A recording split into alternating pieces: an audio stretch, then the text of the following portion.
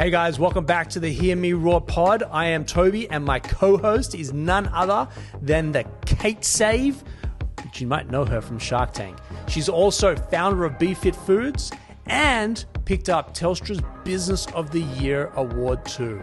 Kate? Well, Tobi, you've got a super impressive CV, 25 years in global commercialisation experience, and you founded Creative Cubes, Australia's leading co-working space and real estate business.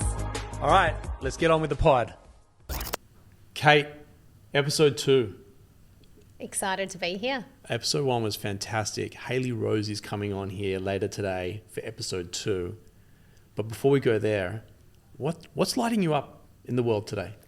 Do you know what? I love that my girls have gone back to school, and I know yours have too. Oh, yeah. I've got a year 7 kid, and I was asked by the school to do a talk to their year 10s. Little did I know they had 450 year 10s that I was speaking to. And the brief was really inspire them, motivate them. And I did this whole talk on dreaming big and not letting anybody limit yourself. And the only person who can is you. Yes. And it was just, it lit me up. Yeah. Seeing their faces, getting their interactions. And if you want them to get really vulnerable, give out prizes. Yeah, so wow. Ask questions, give out prizes, and the things these kids came out with blew my mind. Yeah. So inspiring. I've got a year 7 student as well this year. Yeah. My Maddie went into high school. She graduated last year, and I'm just so lit up by her. Oh. We've been catching the train together this week That's to get the her greatest. to and from school, and she was really nervous about getting on the train. Day 1, day 2, friends waited for her at the arriving train station. They missed the train but waited for her at the train station, and I sort of like faded to the background like the old Homer Simpson thing, the meme. Faded to the background and let her just go off and do her thing. Day 3, Dad, I got this, having never caught a train before. And now yesterday, she got off on one station and went and got Yochi ice cream, or Froyo. Got back on, went 2 stops past our place to sort of walk the shopping strip with her friend, then jumped back on, came back to it. Now it's just like I'm almost obsolete from a rotation perspective. But yes, I think these kids, for me, I'm just lit up. It's amazing. Yeah, I agree. There's nothing better, love and work. Love and work. You keep saying that. Kate, coming up, we have Hayley Rose. Do you want to just give us a quick high level? So Hayley Rose work with lots of the Fortune 500 companies, Yep. And I think since that, having such a long career there, she's gone into strategy with her own company, Archer, and really what she said to me was getting people to actually action the strategy. So sometimes in the big organisation, she could put things in place, but then they might get shelved if there was other priorities. So she wanted to see change. She wanted to see, how can she blow things up and Yep. really help people to achieve things that she can see in the future in the strategy and get it right. All right, so up after this ad break from our great sponsor, Purpose Productions, we'll have Hayley Rose.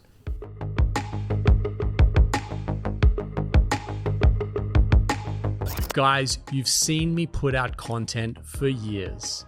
It all started with James Shadrach from Purpose Productions. We've filmed over 800 vlogs, several hundred different pieces of content that has helped me take my business to the next level. We use Purpose Productions for all the content, pods, vlogs, and storytelling that we produce. Check out purposeproductions.co to learn how James and his amazing team can help you scale your business and get your message out there. Guys, welcome back to the show. Hayley, it's such a privilege to have you here for a bunch of different reasons. Firstly, you and I have been communicating on LinkedIn for God knows how long. Yeah. Then we finally caught up at an event that was held here at Creative Cubes. And then a couple of days ago, it might have been yesterday, but it felt like a couple of days ago, Kate's like, hey, I've got an amazing guest that I want to bring on the show. So apart from physically saying hello to you and hi, I've got to run, I think were the words, nice, I'm Hayley, we had a hug, then you had to go, I got to go. This is actually our first time in real life. It is. And we've kind of connected with each other for God knows how long, but it's a privilege to have you here. So welcome to Hear Me Roar. Thank you. Thanks for having me. Privileged to be here as well. And so cool to have you in here. And we usually talk about a little bit health. Can you open with your morning routine? Because you took me to your gym the other day and it blew my mind. It's actually funny because I do have a bit of a morning routine, but then some days like today, it completely went out the window. But I'll give you a good day. I'm not too militant, but generally wake up. I always check my phone. I wish I didn't, but I do. But then religiously, I meditate. So I did a Vedic meditation course maybe like 7-8 months ago. Yep. And for me, like my brain is always on. Yeah. So doing that has been unreal. Sadly, I've missed the afternoon ones, which are probably the most important. But always do that. Journaling sometimes, but then always exercise as well. So the non-negotiables is meditation and exercise. So interesting you say non-negotiables. For me, a non-negotiable for me is I wake up super early, 4 a.m. But I actually don't look at my phone until I've completed all my work. In as much as I get up, I do a bit of a housework in the morning, then I go into the gym and work out for probably anywhere from an hour to an hour and 15. Wow. I still haven't looked at the phone. So good. On days, it's not, yeah, thank you. But like on days where I don't follow that, my brain's fried the whole day. Yeah. If I wake up and stick my phone on straight away, the rest of the day I recognize that my productivity and output is actually not good. Yeah. So I've had to, you say you're not militant. I am, because I understand the difference between Tobi looking at the phone first thing and Tobi looking at it like an hour and a half, 2 hours later. It's a game changer for me. Yeah, I have to agree. I'm not... I will post on social media, particularly for work and things like that, but I don't look on social media. Yeah. And I feel like I'm missing out on what's going on in half the world, but I'm okay with that because my husband knows it all. So without fail, he'll tell me whose birthday it was, if I've messaged them, what's going on in the world. I don't want to brag, but most husbands do know everything. I'm not going to comment on this. I'm going to leave you guys to argue that one out. But yeah, I do find if you do get on social media and scroll, it just it ruins your life It's in the morning. mind-numbing It's as just well. not. Look, it's it is the dopamine effect as well, isn't it? Essentially, Yeah. like when you go first thing in the morning and you have that, your brain's then wired for those quick, cheap dopamine hits. Yes. I'm totally on board with it. I just haven't quite got to the point where I'm doing it every day, but you've inspired me. Well, I just it's gonna be my recognize, like I did a non-negotiable. personal experiment, right? Yeah. In fact, Simi and I, my wife, used to, and we've probably just got to get back onto it, but we used to challenge each other to 3-month challenges. Yeah. And we've done almost everything. I think that might be one that you and I do, a 3-month challenge. Yes, please. I'd love that. To not look at your phone. Give yourself an hour. Yeah. Just wake up. It's on. I'm in. Yeah. I'm in. All right. Thank you. We are not way off topic because I think people listening will actually appreciate that, but that's not what you're here for. So tell us, how do you come up with these strategies? How do you help people see the vision for their businesses and what it could be? So it's a bit of an art, not a science. I think everyone's always like, what's your playbook? What's the thing? And a lot of people out there have their like, here are the 5 things that everyone must do. I kind of don't have that same mentality. I guess for me, I've got such a varied background. So I've kind of worked in big corporate, I've worked in management consulting, I've worked in product and marketing and psychology and strategy. And so I've learned all these amazing different ways of thinking. And also advertising, I didn't mention that. And so what I kind of do is like bring all those different modalities. The intention is always to look at a customer. I think a lot of people sometimes find something, then shoehorn a customer into it. Like the centerpiece is like figuring out what people really want and anticipating what that would look like now, but also in the future. And figuring out if you should be serving the same person that you're serving now or thinking about serving new people in the future and like what meaningful things can you do. So it's a really human-centered approach, but then looking at some smarts around like, what businesses are doing, what are the trends kind of happening. Is this brand and marketing or is this operational efficiencies? Like at what layer of the business are you applying this? I wouldn't say it's operational efficiencies. Like I think you have to own what you're good at and what you're not. Like I'm not the operations person. Neither am I. Yeah. And I've learned to be okay with that, right? For me, it's more around, I find brand marketing and product kind of intersect one another. I don't really know how to keep them separate in some respects. So I'm looking at more like, what are the things that you should be doing in terms of the services that you're offering to people in the world. I guess how you show up in terms of the brand and the communication is part of that. Love that. But my stuff is more centered around like the product and service, and then how you take that to market in terms of who it's for, what you should be saying, which channel, that kind of stuff. I saw that you've generated over $150 million in revenue for some of the companies you've worked for. That was just this week. I wish. So what are some of these big projects or something that's been pretty,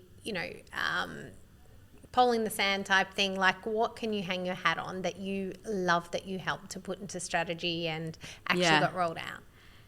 It's a really interesting thing that you say, like put into strategy and rolled out. Anyone who's worked in management consulting will know the pain of having so many brilliant ideas that never get rolled out. And I think that's some of the frustrations of why I've got in today to what I'm doing now. But I think the thing that I'm really proud of is not the $150 million in revenue, actually. Like I think I'm really proud of when I'll give you an example. Like I've done a bit of a workshop process with Amazon through another company, Think and Grow, and we went and met with... I love those guys. Yeah, JJ? they're great. Yeah, JJ's fantastic. Yeah. And so we met with these founders and leaders, all different size of businesses, from like $1 million to like nearly $1 billion. And we essentially went there and dissect their business in about 2 hours in a workshop. And the biggest joy that I got was seeing these people and kind of saying, we want to go to the US and we want to do this and want to do all these things. And actually in 2 hours, actually saying to them, you're not focusing on the right thing. And actually, if you focus on that, you're going to completely destroy your business. And so it's actually unraveling a belief that somebody has that's generally rooted in ego. Like we need to be in the US because all good brands are in the US. And actually saying, stay in China, do what you do well and do it better, And so actually for me, that brings me a lot more satisfaction than helping a Woolworths or a Treasury or a Vogue come up with, more ways to make money. I love that it's rooted in ego too, because a lot of businesses make horrific decisions just based on ego. And I mean, in my husband's organisation, he sees big companies go with big service providers because they've got a shiny, shiny offering, but actually behind the scenes, nothing's getting done. They blow all this money, but the new GM comes in and goes, I want to go with this company because they look amazing and they're based somewhere impressive, but never works out. It's actually the hard work in the end. And totally. Sometimes the smaller companies that do the better job. Well, there's like 3 things that are flashing through my head. First is every basketball team needs a Shaquille and a Kobe, a big monster to serve a certain part of the team. Yeah. And you need someone that's going to be able to pivot pretty quickly and get back on defense really quickly, right? And so Shaquille, he can turn really slowly like a big ship, whereas sometimes you need to be able to pivot pretty quickly. And some of these larger organizations can't do that. Oh my God, they can't. Yeah. And so I think that's how you've made, a fantastic living for yourself in being able to be nimble and pivot and ebb and flow with the peaks and the troughs of the demands as you see them in real time versus sign off, red tape, ego, brand, billing. Some of these bigger companies are just billing where you could do it for half the price and make double the profit because you're a smaller shop and you can get impact for your customer pretty quickly. Yeah. I think it's funny. I was reflecting on this the other day. At the end of the day, we're all looking for confidence in business, right? Yeah. The future's completely uncertain. Anyone who tells you that they know exactly what's going to happen is wrong. Yep. No one knows. And so all you're looking to do is say, how can I be confident that whatever I'm putting in my strategy is going to work? Be it I'm a small business and there's 3 of us, or I'm $1 billion business and I've got hundreds and hundreds of employees and shareholders that are riding on this. For a big business to have confidence, they're like, well, if I get a McKinsey or a Bain or so-and-so, whatever they say, I can be pretty confident about because they're smart. Yep. So you pay for confidence. Yep. Or I'll get this consumer report and pay for trends because whatever that says will bring me confidence. And then I look at, leaders and founders of smaller organizations, and confidence comes from completely different things. It comes from conviction in your purpose and your vision, or confidence in your hunch. You're like, nah, I've only spoken to 10 people, but I just know that this is a thing. And so it comes from very different places. But I think the reason why people try and get help or make decisions all come down to confidence. Hayley, can you... I fully agree with that. There's a lot... Like, I find myself on the weekends watching my daughter's soccer game, and coach has drawn up this whole strategy and this fundamentals, and my daughter will almost like stay in one section of the field even though she needs to be on the other side, because the theory says no, I play in the defense on the right wing, or I'm a right wing, I can't go over to the left side. And I'm just yelling my head off, go to the ball, just go to the ball. Do you think? Yeah. Right? Do you find that making like the theory and the action sometimes are like hurting the business? 100%. Yeah? 100%. Like, I'll give you an example. So when I was at Accenture, I had people who were like, we're trained in design thinking and very regimented in processes. So how you do customer research. And I was never trained in that stuff. I've learned on the job with a lot of these things. And so I came in semi-blind, but in a naive way. And I was like, we don't need to spend 4 hours or 4 days doing this. This is completely stupid. Like, but the theory says, like, doesn't matter. Like, what are we actually trying to do here? And so I think in that element, it's like theory is there to help you. It's structured thinking. Sure. But it's also for lazy people to a degree. You hide behind a theory and a construct and a framework. Yep. I kind of believe that frameworks are made to be broken. They're there to help you organize thinking in a logical way, but then in real life, you can be like, well, let's break it a little bit. So two things. Oh, this is so juicy for me. Go. Two things, right? I worked with IDEO there you go. out of Chicago for 6 months, and developed a dog walking I remember you talking app, about this. called Zingy, which we sold to Rover out of Seattle very quickly. And I loved what IDEO were doing, but it took them 6 months to get to a conclusion. And by the way, $1 million later wasn't my money. It was the company that acquired me. They threw me in as a vice president of commercialization, and I had to go through this process. Meanwhile, I'm sitting in Santa Monica, California, watching Travis Kalanick work out how to disrupt taxis under a brand called Uber. Yeah. And I'm just like, why can't we just do that for dog walking?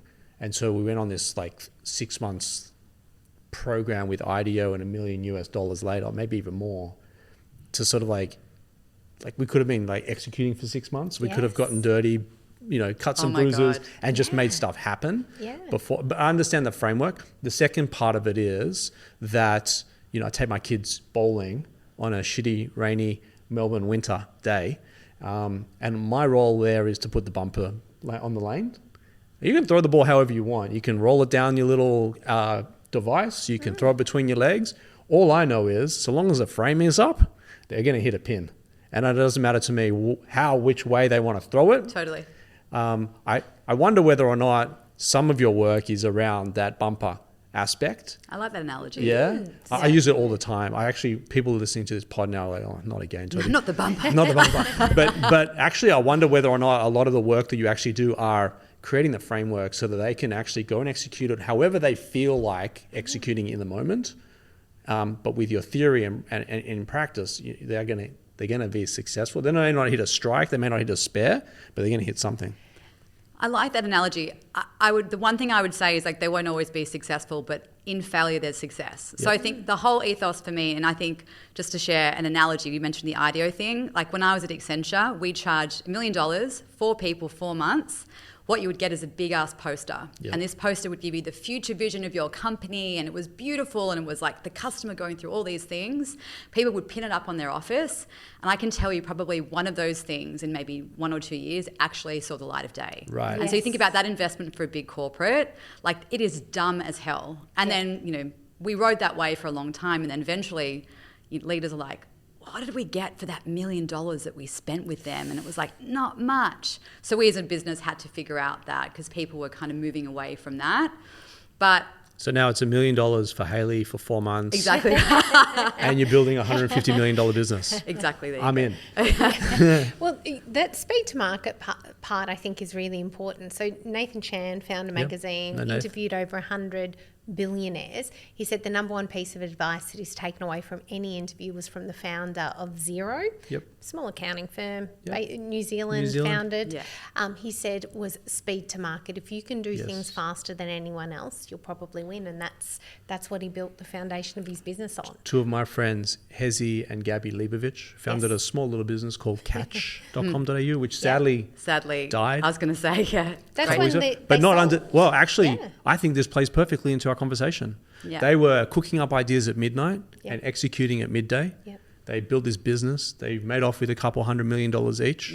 Phenomenal outcome. And several months later, this big juggernaut, I think Wesfarmers. Wesfarmers switches it off. I know, because they just couldn't make it work. There's a lot of nuance in there, and I actually do some work with Wesfarmers, so I kind of understand a bit behind that. But I think there's two kind of story tracks going with the one that you mentioned before around like getting things speed. You only know what people want once you put something in front of them. And I think one of the biggest mistakes that I see people make is they do research. So like they might speak to 10 people, they do a survey. There's so many survey tools out there. We're like, would you buy this or that? Or do you want my product or not? And they rely on that data saying, well, 75% of people said they'd buy our dog food. And I was like, and what about in the supermarket when you put your dog food in front of the other dog food? Do you think 75% of those people are going to actually buy it? Because that is the number, if I'm going to be committing 100K as a small business to manufacturing, that I would be looking at. And so the question is then how do you put something in I use in market because it's not always a real thing, but you're getting a sense of someone's demand. And how do you get someone's demand before you actually go and manufacture or build any product? And that's we talked about the bumpers. That's kind of what I try and do. So I'm trying to give people as much confidence around whether or not something will work through demand insights. Totally. Basically. And those demands, sorry, Kate, those demand insights cannot be mum, sister, brother, aunt, uncle. Anyone that loves you unconditionally cannot come into that 75% of people that would buy this. It has to be consumer. So true. But going to that theory of what we know and what we don't know, and that confidence in, the dinosaur age is very much around this is the textbook, this is what we've been told. And Huberman did a podcast with a professor, I think it was just this week or last week. And literally this professor said there is nothing we know. And Huberman, he's a scientist, and he goes, well, we know about gravity, and we know this and we know that. And he's like, well, do we?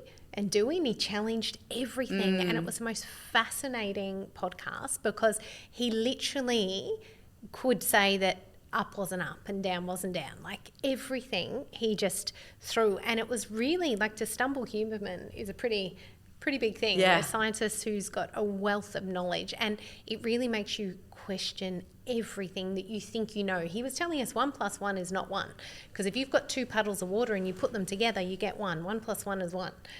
He gave all these analogies. Now you're blowing my mind. What do you mean? Wait. God. I knew 1 and 1 is 3 whole time. And Huberman would just say, but we know this because this is fact. And then he'd blow your mind and you'd go, maybe it's not always like that. We don't know anything. And that really opened my mind. So our listeners don't know anything about how to get in touch with Hayley. Well, they can go to wearearcher.co or on LinkedIn. Hayley Rose is probably the 2 easiest ways. Yeah. So I'll link all of Hayley's details in the show description. So it's an easy click. If you want to learn more, I don't know what else, like this, for me, I could go on all day. Oh, it's amazing. It is amazing. Let her dissect the business. Well, so just before you go, throw something at us. Throw something at you. Yeah, not literally, because I don't want to get hurt. But what's the one thing that people should be, or companies should be looking at today when it comes to the lens in which you look on the business? What I'm going to flip that and saying, here are the 3 things that you shouldn't be doing, because I think sometimes that's easier. And sometimes this feels a bit controversial. But the 3 big mistakes that I'm seeing businesses make when it comes to figuring out what they should do next when it comes to growth. The first is don't listen to what your customers say. And that sounds counterintuitive, but what people say they want and what they will actually buy are two different things. And we kind of went through that previously. So I love that because, once upon a time, Henry Ford said if you ask people what they want, they say faster horses or whatever. Yeah. However, is it our responsibility to inspire them to want to buy something from us? Rather than say, I want more horses, I went and created this thing with 4 wheels, and you put your foot down and it goes faster than a horse. Is it our responsibility as product and business owners to not listen to them, but actually inspire them to shift their mindset? Yeah, I think it's about helping them understand new ways to solve their problems, and they don't know what those are. And I think there's something about lifting your gaze. I think it's really easy to kind of say, well, if you say, make a drink and it's watermelon, well, maybe people want grape. Wouldn't that be great? Yep. And people are thinking small because it's safer. And so I think my hope is that more people actually think around how to improve the lives of their customers by thinking more broadly. So who are you serving? I think that the busy mum is an archetype that a lot of people look to and understand. It's okay, what point of her morning routine are you helping her with? It's like the lunchbox, allowing her to put a healthy treat in her child's lunchbox. Okay. Bang. What's happening on either side of that? She's trying to do exercise. She's trying to get the other kid ready. She's trying to deal with 3 kids who have very different needs when it comes to taste and what they like. It's coming down to then at the schoolyard, her healthy lunch is getting swapped for chips and lollies for someone else whose mum maybe doesn't have the same ethos around health. So how do you look more broadly around that mum and solve more of those problems? Because what happens then is when you're part of that mum's life, you are ingrained in her lifestyle, and it's going to make it really difficult for that mum to then go and choose a different muesli bar. And so I think people are thinking too narrow when it comes to growth, and my hope is that more people are thinking more broadly. So Hayley, I've spent big money with big company, and I've spent little money with little company. What are the 3 things, if I've got 3 different options, which route am I going with? Interesting, because I actually had this conversation with the founder literally yesterday. They have 12 months left of runway, and they basically what do we do next? There's 3 options on the table. Where do we go? And so I think there's general questions that you can ask yourself, and some are kind of business centric, but some are human centric. The first is what business do you actually want to be in? I think that's something that not many people think about, because I think you could be I want to be the biggest business in the world. I want to be in all around the world. And I would ask you, do you want to live in other countries? How does your family feel about that? It's tough. I kind of did it.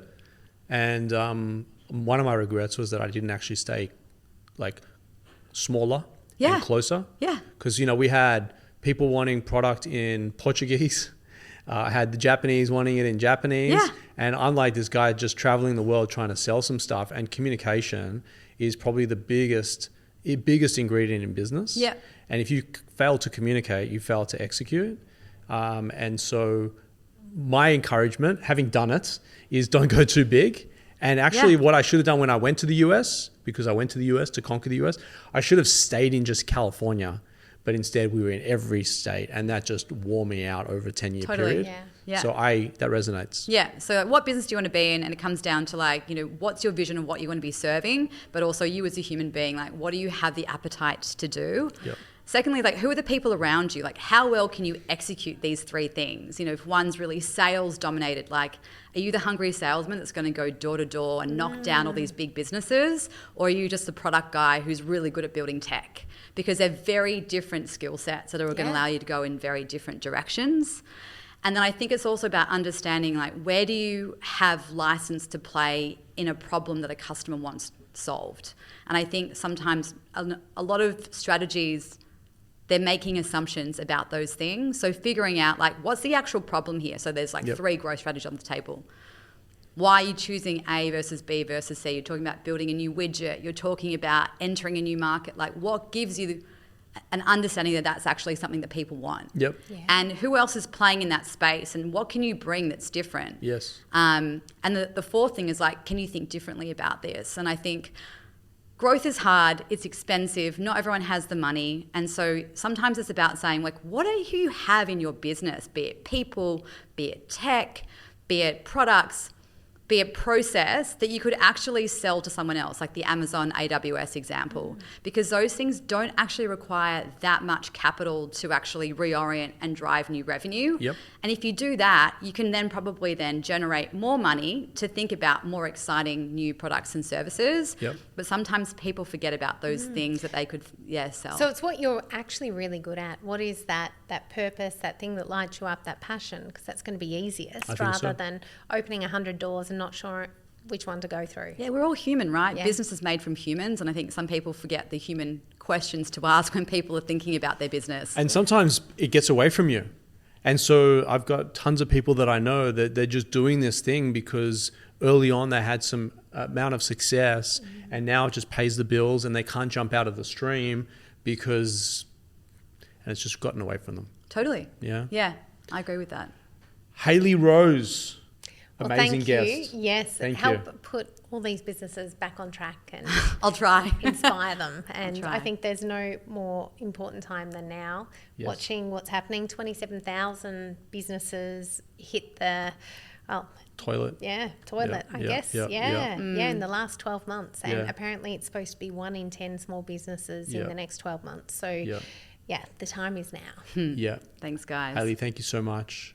weareluna.co is a great place for you and your business to start off with phenomenal accounting and legal services.